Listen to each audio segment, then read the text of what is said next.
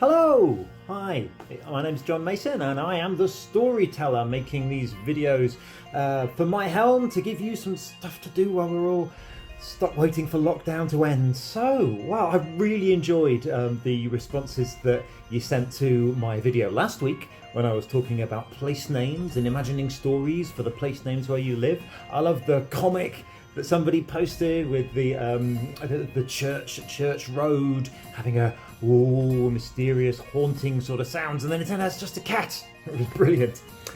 I've got something else for you this week, and I think you're going to like it. Now, I'm sat here on my laptop looking stuff up, and I've printed a picture of what I've found, so it's easy for you to see.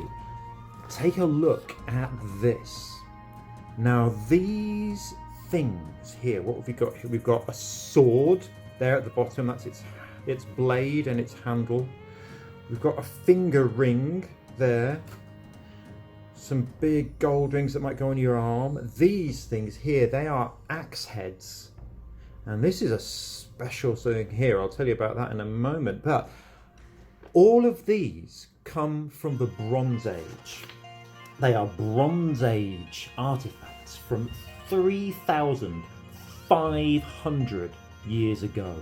That's like, so if you go back 2,000 years, that's 0 AD, that's just before the Romans arrived, and then you have to go back another 1,000 years before that, so that goes way through the Iron Age, and then another 500 years before that, deep into the Bronze Age.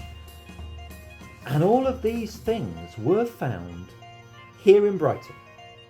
Right here in Brighton. This is the Black Rock hoard that was found at Black Rock down on the seafront and donated to Brighton Museum in 1931.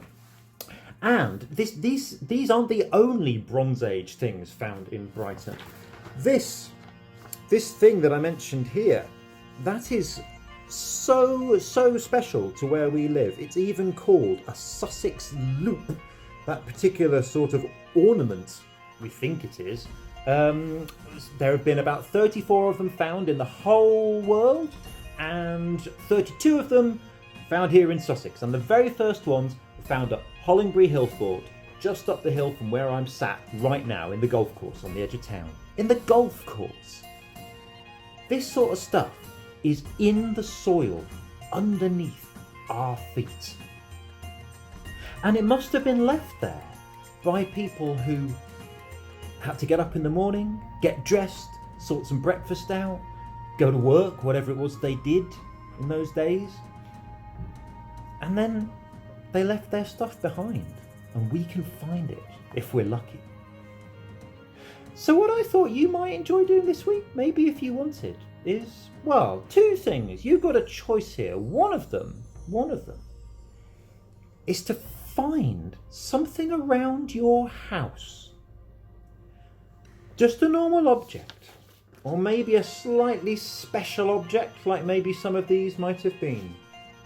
And imagine what people would make of it if they found it, dug it out of the ground in 3,500 years' time from now. So, something that seems to us so simple and normal, like this plastic cup, or this pencil sharpener. What would people think of that? Would they look at this and go, well, I don't know, maybe it was some interesting tool for cutting your fingernails, but people must have had much smaller fingernails in those, much smaller fingers rather in those days. Or what if they found one of your toys, like this? Would they say, wow, clearly in those days people worshipped the lizard, and that is why they made remains,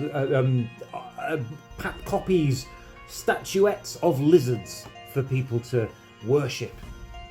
Who knows? Who knows? So why don't you ever think about that? Or the other thing you could do, number 2, is have a think about these again.